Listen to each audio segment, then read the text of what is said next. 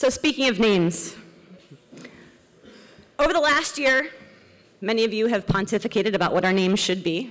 I've heard many guesses tonight. We probably should have had a raffle about who wanted to guess the name. Lots of you are involved in our process of collective brainstorming. We asked you to reflect with us about who adoption and foster care mentoring is to you in order to help us create a new name for our organization.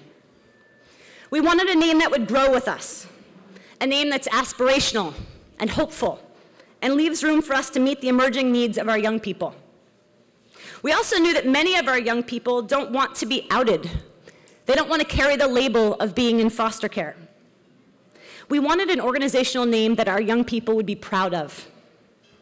We asked mentors, youth, board members, and supporters to help us through focus groups and surveys and interviews in order to create a new name. To no one's surprise, it was our young people who have named us. One Saturday, many months ago, our office was all abuzz as youth and mentors engaged in a series of art projects to help us brainstorm the new name by reflecting on what AFC represents to them. Every surface of our space was littered with markers and stickers and scissors. And I noticed one young person, hunched over a piece of paper, carefully drawing a rainbow emerging from a cloud. When I asked them to tell me about the drawing, they said, "It's not finished. I need to find the glitter." After digging through piles of art supplies, I returned triumphantly with the gold glitter. "No," said the artist patiently. "I need to find the silver glitter." A few minutes later, when I was beckoned over to check out the completed drawing, I understood the need for that silver glitter. When my puzzlement turned to a smile, the artist said, "This is what AFC is to me. AFC has given me someone to rely on and a future to look forward to. AFC is my silver lining." Needless to say, in that glitter-filled instant, our question was answered. So now, for the moment you've all been waiting for, I'm proud to announce our new organizational name, Silver Lining Mentoring.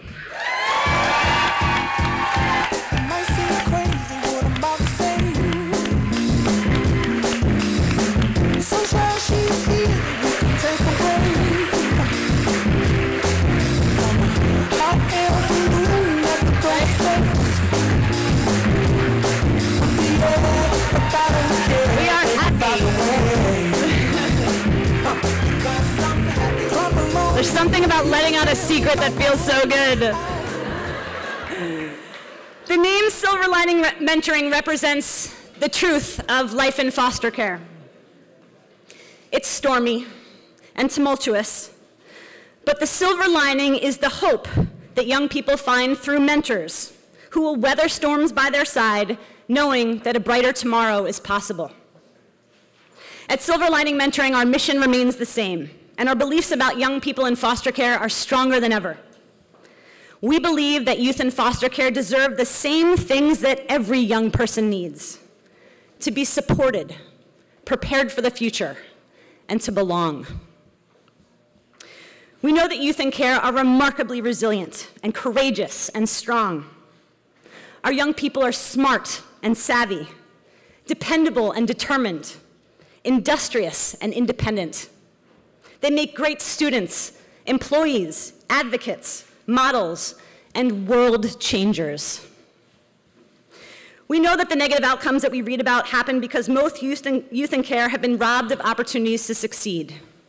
We know that most youth in foster care haven't had consistent adults who stand by them through turbulent changes in homes, communities, caregivers, and schools.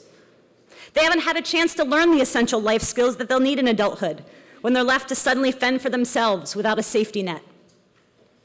At Silver Lining Mentoring, we want every young person in foster care to have trusting relationships with long-term mentors and the life skills that they'll need to succeed.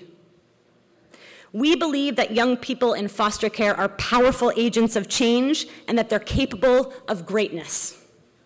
We believe that youth have the answers to many of the questions that perplex policymakers. At Silver Lining Mentoring, we listen to the voices of our young people and we respond when they tell us what they need. And if what they needed last week or last year is different than what they need next month or in 5 years, we remain steadfast in our commitment to meet young people where they are and to support the long-term mentoring relationships that are our hallmark.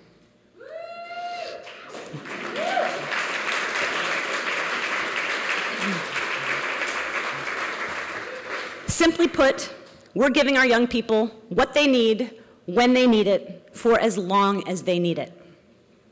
So in closing, I'd like to invite you all to join me in ensuring that every young person in foster care can weather the storm, knowing that their silver lining is within reach. Thank you.